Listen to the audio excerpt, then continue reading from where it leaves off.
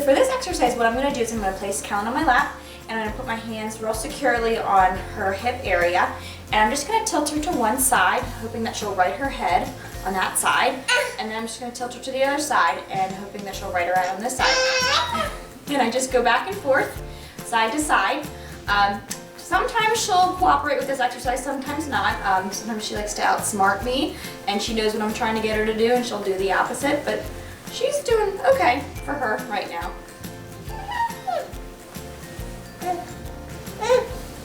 So as I'm doing this exercise, you might notice that the opposite knee to the side that I'm leaning her is raising up a little bit, and this just helps me better support her as I do this exercise.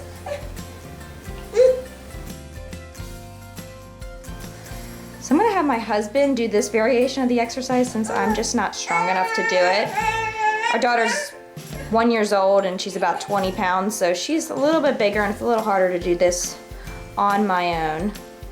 So he's just rotating her in a circular motion, trying to get her to right her head in all directions. It just helps her to transition. And you can switch sides and rotate in the other direction too. As you can see, she loves this exercise. So for this variation of the exercise, I'm going to do it on a stability ball. The stability ball is nice because it lets you really rotate the baby on various different angles and kind of makes it easier on you. You're not supporting her entire weight, just a little bit of it. So we'll go ahead and try it on her.